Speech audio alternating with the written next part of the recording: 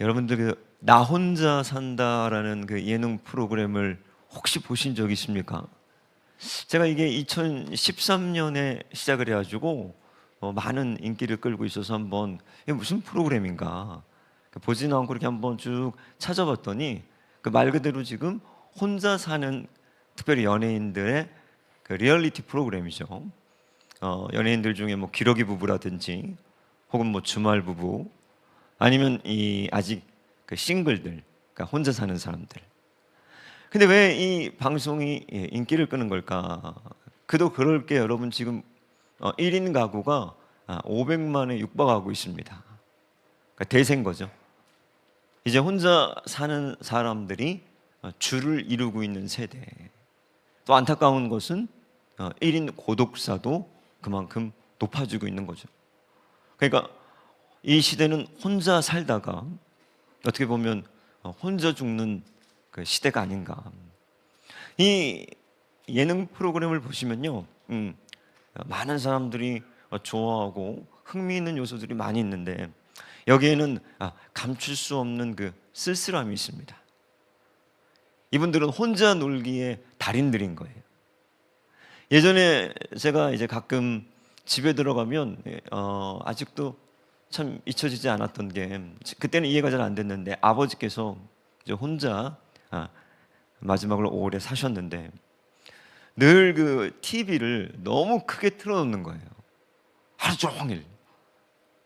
그리고 제가 들어가면 이제 그 TV를 항상 끄고 왜 이렇게 TV를 정말 틀어놓으시나. 근데 제가 신방을 하고 또 병실에 가봐도 이렇게 혼자 계시는 분들의 특징이 이렇게 보지도 않는 TV들을 하루 종일 틀어놓고 있다는 거예요. 그걸 꼭 보는 게 아니라 외로운 거죠. 그리고 조금 더 이제 심해지면 그 혼자 있는 그 공간에서 누군가 얘기를 하십니다. 여러분 그 부모님들 또 연세 있으신 분들 이렇게 모시다 보면 그런 경험들 해보셨죠?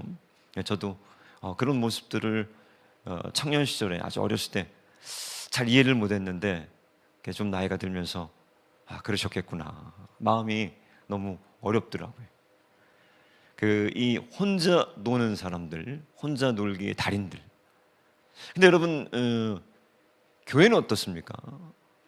교회 안에도 혼자 믿는 사람들이 많아요. 혼자 믿는 사람들. 제가 어제 그 날씨가 굉장히 추웠는데 저희 청년들과 그 마라톤을 이제 하고 왔습니다. 제 무릎이 지금 제 무릎이 아니에요. 얼음찜질하다가 새벽에. 근데 그 쉽게 뛸 거라고 생각했는데 왜냐면 작년에 이제 한번 했고 연습을 1년 동안 그래도 매달 100km 이상씩은 뛰었거든요, 제가. 그래가지고 뭐 이제 하프니까 이 정도는 뭐 쉽겠거니 아주 이번엔 좀 기록에 한번 욕심을 내봐야겠다. 아이쿠 여러분 큰일 날 뻔했습니다. 그 응급차가 이렇게 그 마라톤 하다가 포기하거나 다치는 사람들 싣고 가는데 제가 하도 안 들어오니까 우리 청년들이 응급차에 실려오는 줄 알았대요, 제가. 왜 그러냐, 어제 날씨가 너무 추웠습니다. 너무 추운데다가 또 이제 비도 막 나중에 왔죠. 저희가 이제 한강을 뛰는데 그 강바람이 너무 차가운 거예요. 그러니까 근육이 이 작년은 이제 아주 따뜻할 때 가을에 우리가 경기를 나갔는데 겨울철에 이 러닝은 제 근육이 너무너무 힘들더라고요. 나이를 먹어서. 근데 제가 이제 마지막 이 골인 지점에 딱 들어오는데 먼저 일찍 돌아왔던 우리 청년들 모두가 이 골인 지점에서 저를 기다리면서 마치 무슨 그 금메달 딴 사람처럼 제가 거기서 오도방정을 떨었습니다. 나 혼자 산다 찍었죠, 제가 막. 아마 그 주변에 있는 사람들이 보면 뭐 대단한 뭐 그런 거야. 근데 마지막까지 저랑 같이 한 두세 명의 친구들이 더 빨리 갈 수 있는데 목사님 이제 3km입니다. 이제 2km입니다. 이제 국회의사당이 보이는데 저게 저렇게 멀리 보였나? 막 그런 느낌으로 마지막에 이제 무릎을 꿇고 같이 달려줬기 때문에 아마 완주하지 않았을까. 혼자 달리는 것만큼 여러분 참 지루하고 재미없고 힘든 건 없는 것 같아요. 그 결승전에 이제 들어와가지고 모두 막 기뻐서 즐거워서 막 감격을 하다가 급히 제가 이제 주례가 있어서 주례를 하러 갔습니다. 예. 어제 이제 바빴죠. 예, 이제. 근데 누가 저를 딱 보더니 놀라는 거예요. 병원에 계셔야 되는 게 아닙니까? 아들이 교통사고로 다쳤는데 이제 오늘 제가 이제 저녁에 이제 다 마치면 병원으로 이제 갈 예정인데 저희 아내가 이제 계속 며칠 동안 있으니까 제가 하나님께 뭐라고 기도를 했냐면 제가 지난주도 우리 임진영 목사님이 갑자기 이제 몸이 많이 안 좋아지셔서 제가 4번 이렇게 설교를 하게 됐어요. 제가 얼마나 한편으로 감사했는지. 왜 감사를 했냐면 여러분, 저는 지금 조금 개인적으로는 어려운 시기를 지금 통과하고 있습니다. 그래서 막 지금 너무 설교하고 싶거나 뭐 그러진 않아요. 제 마음이 지금. 예. 막 나 너무 설교하고 싶어 4번씩 하고 이런 마음이 아니에요. 예. 마음이 좀 약간 좀 그렇게 쉽지 않은데 제가 하나님께 한 기도가 있습니다. 우리 아들 지금 이제 그 의사가 피부가 괴사되고 있는데 이거 한번 자기도 어떻게 될지 모르겠대요. 막 시커매지고 또 빨개지고 살아나는 피부가 있고 죽어가는 피부가 있는데 부러진 쪽이 문제일 줄 알았는데 훨씬 더 이쪽이 문제더라고요.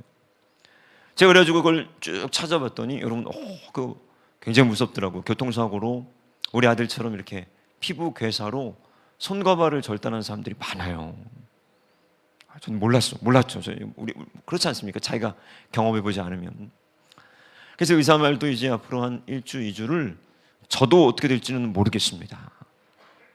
이게 피부들이 살아나줘서 좀 이 괴사되는 걸 막아주고 시살들이 입혀주면 좋고, 만약에 그 생피부들이 죽고 상처 입은 그 죽은 피부들이 만약에 퍼져나가면 그때는 정말 또 어려운 이식 수술을 해야 될 것 같습니다. 그래서 정형외과는 한 2주면은 태어날 수 있겠다 했는데 성형외과에서 벌써 이제 1-2달 더 입원을 해야 될 것 같다는 거예요.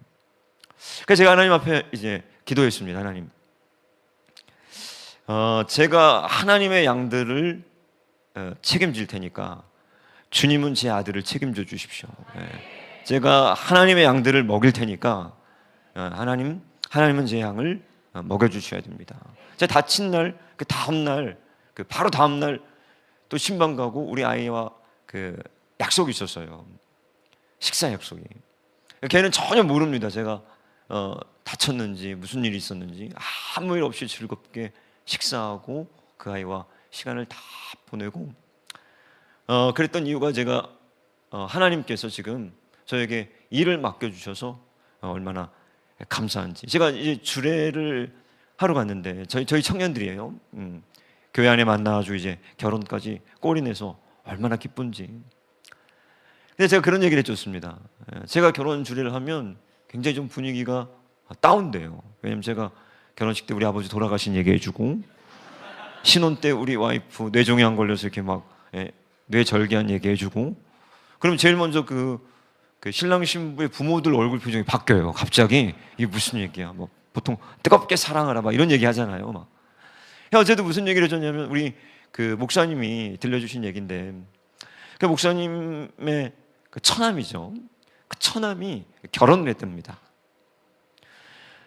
너무너무 아름다운 신부를 만나서 결혼을 했는데 불과 1년이 못 돼서 뇌에 큰 문제가 일어나서 몸을 잘 못 쓰게 된 거예요. 침을 흘리고 아름다운 신부가. 그리고 뭐 이 몸만 반신이 불수된 것뿐만 아니라 여러분 더 위험하고 무서운 게 뇌의 손상으로 인한 이제 인지 기능이 떨어지는 거죠. 몸만 좀 그래도 어떻게 좀 이렇게 같이 이 역경을 이겨나갈 수 있겠지만 만약에 인지와 정상적인 그 기능이 떨어져서 그런 대화도 불가능한 6개월 된 신부라면 어떡하겠냐는 거예요. 제가 신혼부부들에게 이 질문합니다. 지금이야 드레스 입고 지금이야 뭐 턱시도 입고 오늘이야 이렇게 막 아름답고 행복해 보이지만 6개월 뒤에 침을 흘리고 내가 누군지 이제 대소변을 받아내야 되는 그런 처지로 만약에 내 배우자가 돼버리면 어떻게 하겠냐는 거예요. 오늘은 그날이라는 거예요. 오늘은 제가 막 소리를 내는 거죠. 하나님과 가족들과 이웃들과 우리 친지들 내빈들 앞에서 이거를 서약하는 날이라는 거예요. 어떻게 하겠냐는 거예요. 어떻게 하겠냐는 거예요. 지금처럼 이쁜 그게 아니라 침을 흘리고 3살, 4살, 5살 지능으로 떨어져서 평생을 수발을 해야 된다면 오늘 이렇게 웃고 떠들고 즐거운 날이겠느냐. 이거 결정하는 날이다. 그럼 이제 이렇게 숙여내줘요. 여러분 어떻습니까? 제가 병원에 있으면서 참 너무나도 보편적이고 평범한 진리지만 거기 혼자 입원한 사람 한 사람도 없어요. 다 가족들이 아니면 간병인이라도 와 있습니다. 누군가 옆에 있어요. 왜? 혼자 살 수 없기 때문인 거예요. 하나님이 우리를 지으실 때 혼자 살 수 없게 지었습니다. 제가 그 신랑 신부에게 무슨 얘기를 해주냐면 그걸 서역하는 날인데 굿뉴스가 있다. 굿뉴스. 그게 뭐냐면 상대가 아니라 내가 쓰러졌을 때 바로 지금 곁에 있는 그 사람이 나를 붙들어 줄 거다. 이게 얼마나 감사한 거예요. 누군가 한 사람이 내가 그렇게 됐을 때, 내가 원치 않는 장애를 입게 됐을 때, 내가 원치 않는 그 음침한 인생의 어두운 터널을 통과할 때 나를 사랑해서 나를 지지하고 어떤 대가와 어떤 희생과 수고도 나를 향한 전폭적인 지지를 해줄 수 있는 사람이 한 사람만 있다면 얼마나 행복한 인생일까. 그거 지금 우리가 서약하는 날이라는 거예요. 여러분들이 있습니까? 여러분들은 여러분 주위에 그런 사람들이 계십니까? 저는 이 목요 철학 때도 제가 말씀을 나눴지만 제 이 한국에 돌아와서 가장 어떻게 보면 어두운 시절을 통과하고 있지만 가장 따뜻한 시기를 지금 보내고 있습니다. 우리 성도님들의 그 응원 메시지들 그리고 또 기도들 찾아와 주시고 후원해 주시고 도와주시고 이렇게 많은 사랑을 내가 받고 있구나. 다시 한번 제가 감사하면서 나는 우리 성도님들이 아플 때 나는 우리 성도님들이 기도 요청을 했을 때 어떻게 했을까? 제 마음을 다시금 돌아보게 되는 아주 중요한 계기가 됐어요. 오늘 이 본문 말씀은 여러분 공관복음에 모두 기록된 이 에피소드입니다. 그 얘기는 뭐냐면 아주 중요하다는 거죠. 어떤 병자가 치료된 사건도 아니고 놀라운 기적을 일으킨 것도 아닙니다. 뭐 대단한 어떤 천국의 비밀을 얘기한 것도 아닌데 아주 어떻게 보면은 평범했던 어느 날 일어났던 어떤 에피소드, 예수님이 한 말씀이었는데 그게 제자들의 이 뇌리 속에 수십 년이 지난 시점에도 남아 있었다는 거예요. 그게 뭐냐면 어느 날 예수님이 이 부흥회를 하십니다. 많은 사람들이 운집한 거죠. 그리고 늦게 도착한 예수님의 가족들이 이제 오늘 문제가 된 겁니다. 좀 빨리 왔어야 되는데 좀 늦은 것 같아요.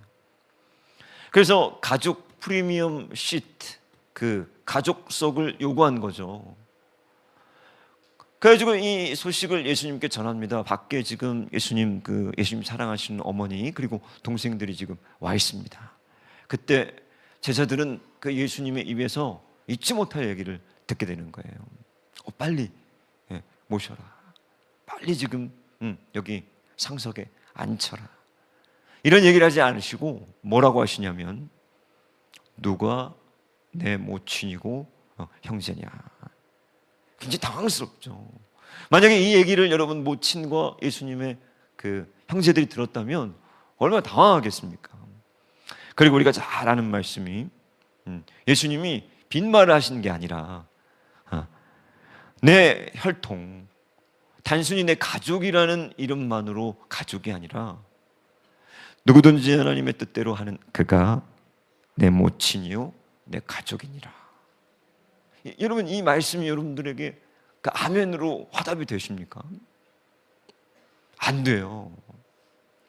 제가 이 며칠 전에 병원에서 잠을 자는데 이 뭐 잠을 거의 못 잡니다.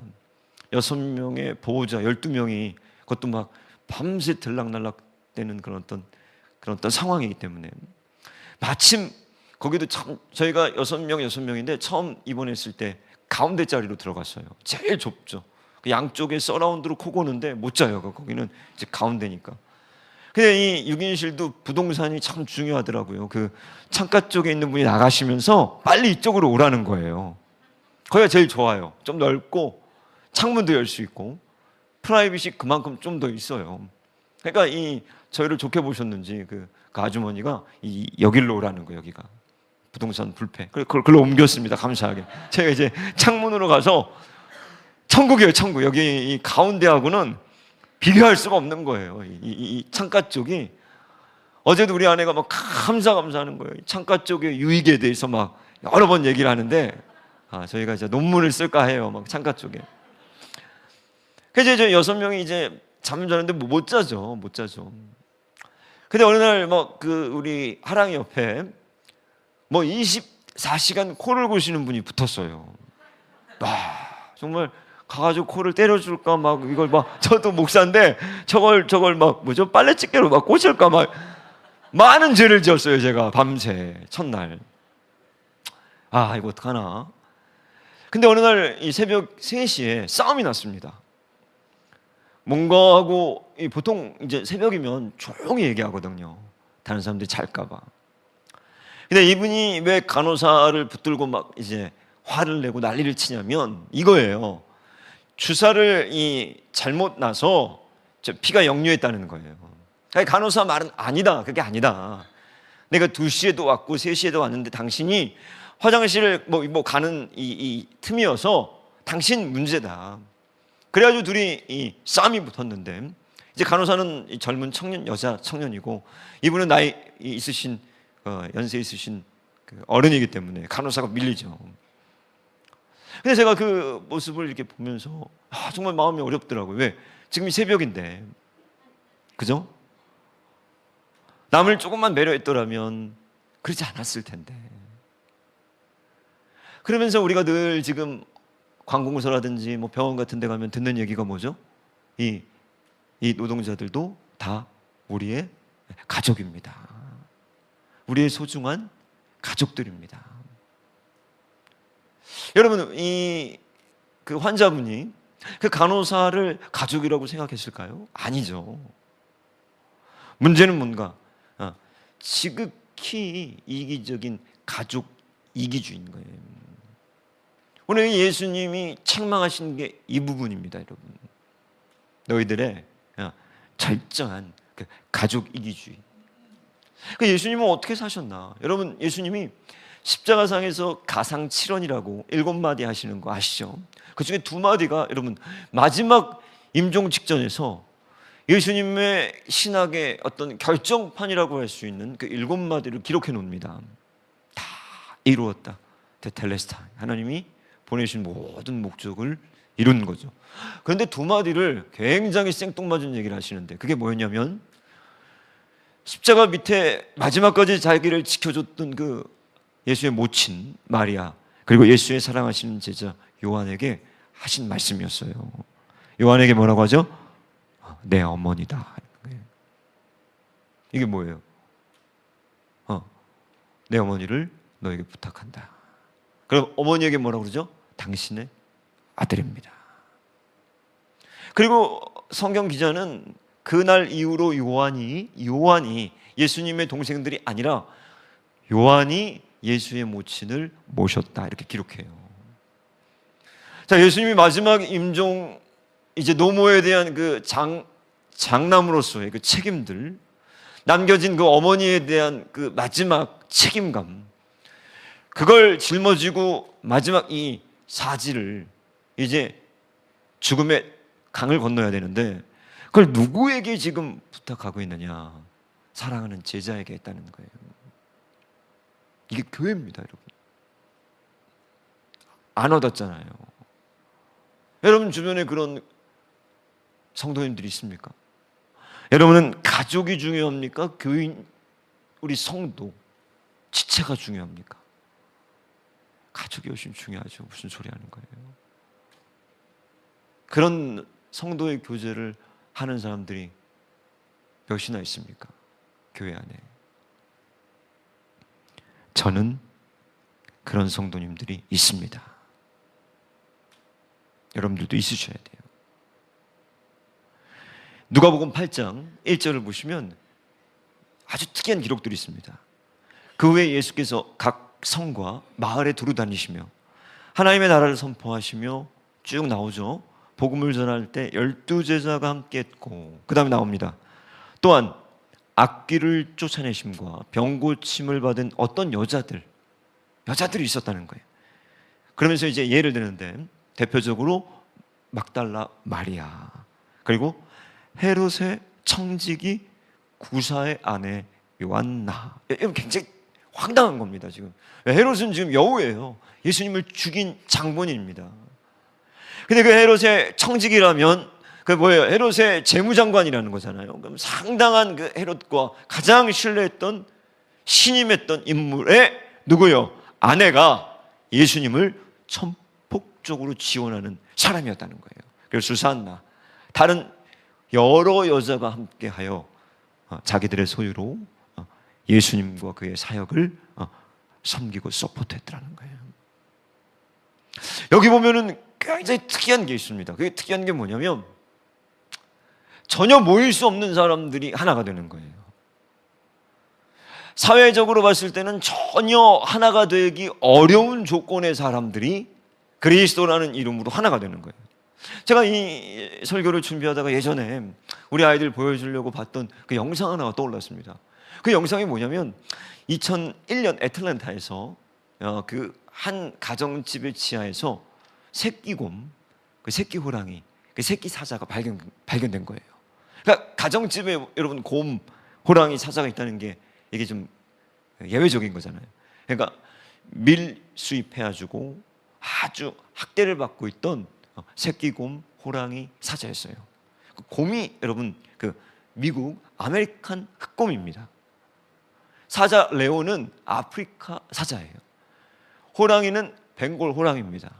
처음 이들이 구출됐을 때 여러 몸의 학대 정황들, 막 코가 떨어져 나가 있고, 동물보호소에서 이 세 마리의 야생 동물을 구출해가지고 이들을 각각 분리했습니다. 그런데 난리가 난 거예요.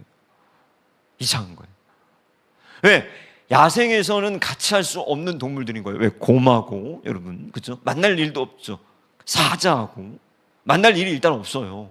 그리고 호랑이하고. 근데 이들이 분리를 시켜놨더니 못 견뎌하는 거예요. 그래서 붙여놔봤습니다. 사육사가. 그랬더니 너무너무 행복해하는 거예요. 곰과 호랑이와 사자가. 그래서 나중에 어쩔 수 없이 같이 살기로 결정을 했습니다. 그리고 이들을 담당했던 사육사가 뭐라고 얘기했냐면 어렸을 때 경험했던 끔찍한 기억이 아마 이들을 단단하게 결속시키는 것 같습니다. 이들이 이제 어마어마한 성체로 성장했어요. 근데 여러분들 그 유튜브를 보시면 가슴이 따뜻해집니다. 곰이랑 사자가 그렇게 뽀뽀를 하고 핥아주고 셋이 붙어 다니는 거예요. 셋이. 이게 어울릴 수가 없는 거예요. 야생 생태계에서는. 그러다가 사자 레오가 먼저 죽어요. 그래서 다른 곰과 호랑이가 아파합니다. 아파. 도저히 안 돼가지고 사육사들이 그 사자 레오의 동상을 그 우리 안에다 넣어줬는데 그 동상을 떠나질 않는 거예요. 곰과 호랑이가. 나중에 이제 호랑이가 또 죽습니다. 그 제목을 종을 초월한 동물의 우정이었어요. 종을 초월한. 제가 이 병원에 있는데 그 어느 날 로비에 누가 내려왔다고 그래가지고 로비를 쭉 내려가가지고 누구지 막 찾고 있는데 우연히 누굴 만났냐면 우리 사이드 자밀이라는 션이라는 우리 성도님을 만나는 거예요. 파키스탄에서 오신 인천 팔숲입니다. 이분들 파키스탄 부부예요. 한국에 오셔가지고 굉장히 열악한 가운데 전도돼서 우리 이제 교회를 벌써 몇 년이 됐죠. 근데 이분이 이제 둘째 아이를 출산하고 또 이제 병원에 일이 있어서 성모병원에 오셨다가 누가 목사님 그 좀 독특한 억양으로 목사님 이러는 거예요. 제가 봤더니 그 션이에요, 션이. 근데 이분이 그 저를 보는 얼굴이 제가 거기서 위로를 받았습니다. 그 우리가 서로 상대를 만나고 볼 때도 얼굴 표정이 다 틀리잖아요. 근데 이분이 저를 너무 반가운 얼굴로 맞아주시는 거예요. 왜? 이분이 아무것도 없이 우리 교회 오셨을 때 이 같은 숲에 있던 우리 성도님들이 이분의 집을 찾아가서 에어컨을 달아주고 지하에 있던 이 사람을 2층 집을 얻어서 마련해주고 도배를 해주고 성도님들이 그 숲 안에서 돈을 모아서 참 거액을 저에게 전달해 주라고 무명으로 그들에게 가서 전달해 주고 이 한 가족의 삶을 많이 바꿔줬어요. 이들은 말은 통하지 않지만 그 아내는 한국말을 거의 못합니다. 무슬림들이에요. 깊은 그 사랑의 빛이 이들의 마음을 열어버린 거죠. 그래서 교회에 오고 수모임을 하고 이렇게 목사를 만나가지고 제가 이제 신방도 가고 가서 기도도 해주고 어쩜 그렇게 그 얼굴 표정이 저를 보는 얼굴 표정이 모든 위로를 해주는 거예요. 그 반가움, 그 고마움. 제가 한 게 아니죠. 우리 성도님들이 사랑해서 섬겨줬던 거잖아요. 오늘 예수님이 이 본문을 통해서 우리에게 지금 말씀하시는 것은 무엇이냐면 너희들 그 가족의 기준 그거를 허물고 넓혀야 된다는 거예요. 누가 내 가족이냐는 거예요. 얼마 전에 이 지난주에 우리 일본에 갔던 청년 하나가 잠시 직장 문제로 비자 문제로 한 달을 나왔어요. 너무 반가워가지고 그 아이를 만나가지고 이제 저녁을 먹이고 같이 차를 마시는데 얘가 질문을 하는 거예요. 목사님, 그래 내가 일본에서 어떻게 교회는 잘 찾았니? 제가 일본에서 다닐 교회를 여러 군데를 가서 결국은 그 중에 그냥 기도를 좀 열심히 하는 것 같아서 그 교회를 갔는데 목사님 문제는 이 교회는 회개의 복음을 전파하지 않습니다. 그냥 우리가 예수 믿고 축복받고 부유하고 성공하는 것들을 가르칩니다. 그래서 목사님 저는 마음이 열리지가 않아요. 내 교회 같다는 그런 느낌이 안 듭니다. 목사님 어떻게 합니까? 여러분 어떻게 해야 됩니까? 여러분 잘 들으셔야 돼요. 복음을 전하지 않는 곳은 교회가 아닙니다. 그건 교회 간판이지 교회는 아닌 거예요. 이 교회가 여러 가지 모든 것들을 갖고 있는데 복음을 전하지는 않습니다. 그건 교회가 아닌 거예요. 그래도 교회입니까? 아니에요. 천만의 말씀이에요. 그건 교회가 아니에요. 이미 교회가 아닌 거예요. 교회는 복음, 예수 그리스도의 십자가의 복음, 이게 교회의 정체성입니다. 여러분. 이걸 잃어버리면 교회로서의 존재 목적이 없는 거예요. 이게 넘버원인 거예요. 사랑이 아닙니다. 여러분, 이단 종파를 여러분들이 가서 보시고 다른 종교를 가서 봤을 때 거기 사랑이 있을 수 있지만 교회의 가장 근본적인 파운데이션은 뭐냐면 복음인 거예요. 십자가 복음. 그게 없다면 이미 교회로서는 그 정체성을 잃어버린 거죠. 제가 그 아이를 위로하고 제가 이 유학 시절 고민했던 고민들 쭉 나누고 너가 어디 있던지 네가 무엇을 하고 있던지 제가 이렇게 얘기했습니다. 우리 청년이 이제 거의 400명이 되는데 우리 마가의 다락방 등록 식구들이 있는데 여러분들이 이 교회에 등록하면 우리 가족입니까? 청년부에 등록하면 내 청년입니까? 아니에요. 그게 무슨 의미가 있어요? 훨씬 더 중요한 건 우리 목사님 늘 말씀하시지만 같은 목적, 같은 사명, 같은 것을 같이 걸어가는 사람이 내 가족이라는 거예요. 식구가 누구냐? 밥을 같이 먹어서 식구인가? 그것이 아니라 같은 예수 그리스도를 사랑하고 그 같은 복음의 말씀과 한 스피릿으로 붙들려서 같이 걸어가는 그 사람이 하나님 나라의 백성이라는 거죠.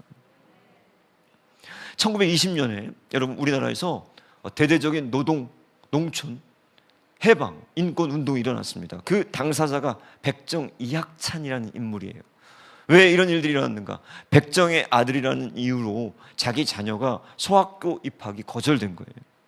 그래서 이 아버지가 자신도 백정으로 살았는데 아들에게 기회조차 주지 않는 이 시대 그리고 이 사회 거기에 대해서 의문을 일으키면서 1920년에 경남 진주에서 대대적으로 거사가 일어났습니다. 그런데 이보다 30년 전에 기독교 선교사와 복음이 들어와서 이 땅에 없었던 여러분들 잘 아시는 승동교회 백정이었던 박성춘이 장로가 됩니다. 30년 전에 누구에 의해서? 당시 고종의 어이였던 에비슨, 사무엘 무어 선교사가 백정이 아프다는 얘기를 듣고 왕이 보낸 왕의 가마를 타고 어이가 온 거예요. 당시 그 마을 모든 사람들과 백정들이 모였답니다. 왜?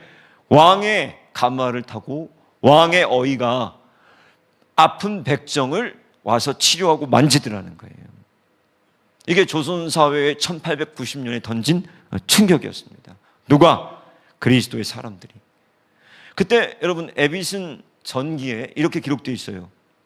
왕의 어이였던 에비슨과 사무엘이 이 박성춘, 당시 백정이죠. 나중에 이제 장로가 되는데 그의 집을 찾아왔을 때 그 두 사람은 어이와 사무엘 선교사는 박 씨가 완쾌할 때까지 계속 그 집을 왕진했다. 그 환자는 왕의 주치의인 에비슨 의사가 자기 같은 천민을 치료하려 누추한 자기 집까지 와주는데 깊은 감동을 받았다. 그래서 그 아이들은 주일 학교에 다니게 되었고 박사의 치료와 사무엘 무어 목사의 설교 덕분에 박 씨는 열렬한 기독교인이자 우리나라 최초 백정의 장로가 된 거예요. 그의 아들이 박봉출인데 역시 한인 최초로 재중원 의사가 됩니다.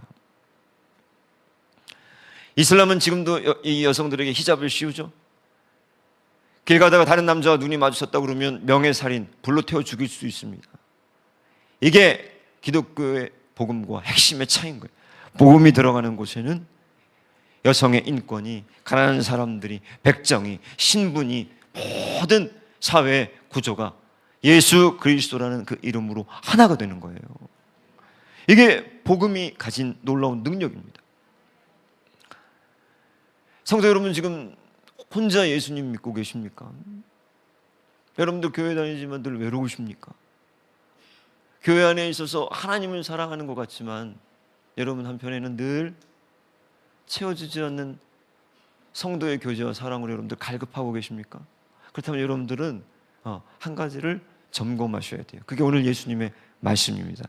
여러분은 하나님의 뜻대로 행하지 않고 있기 때문인 거예요. 여러분이 하나님의 말씀에 불순종하고 있기 때문입니다.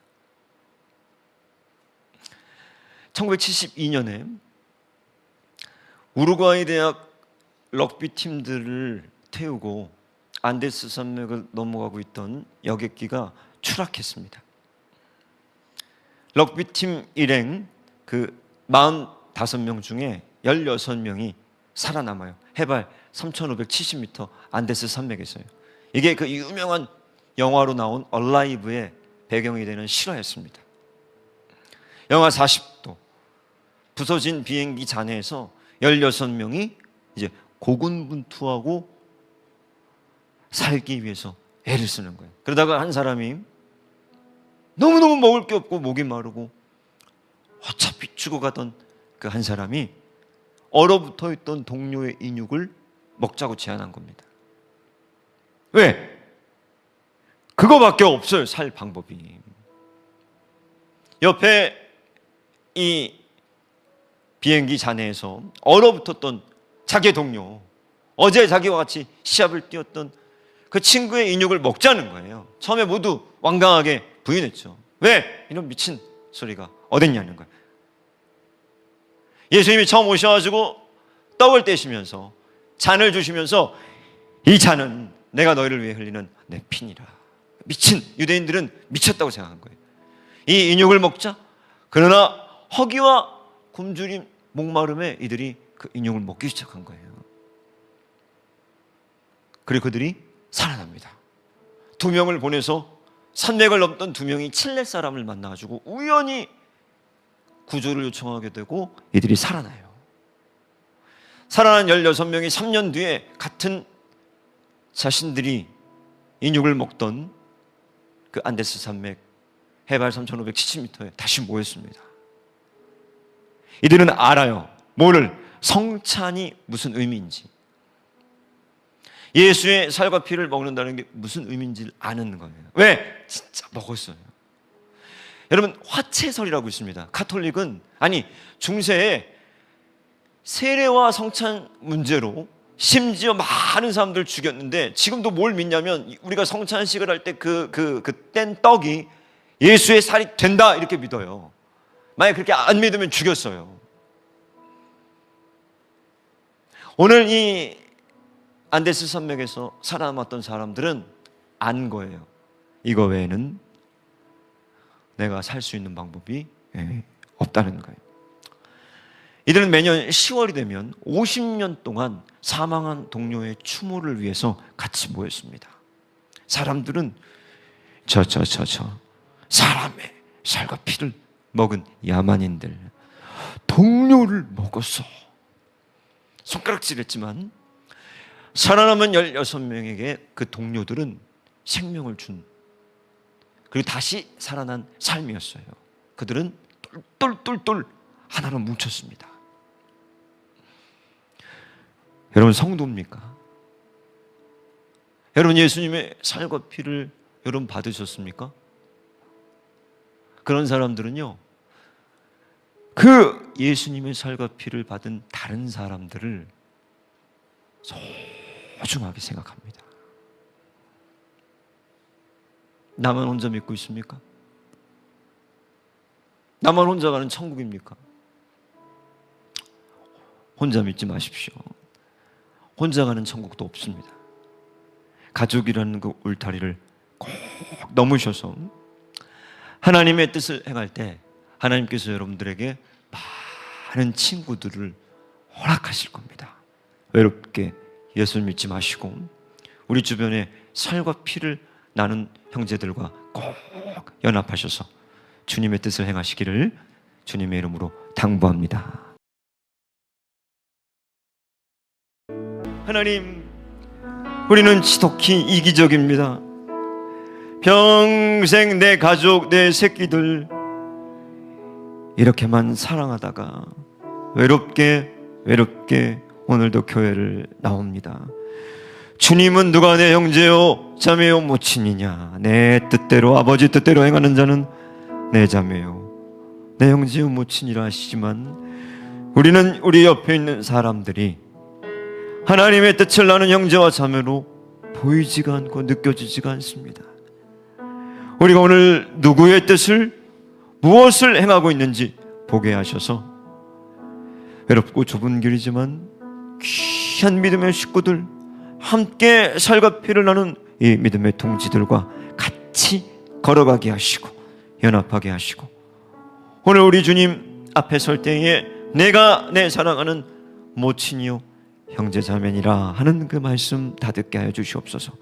이제는 우리 주 예수 그리스도의 은혜와 하나님 아버지의 사랑과 성령 하나님의 감화 감동 교통 역사하심이 오늘 하나님의 뜻대로 행하는 주의 형제 자매, 주의 자녀들 가운데 이제로부터 영원토록 함께 계시기를 축원하옵나이다.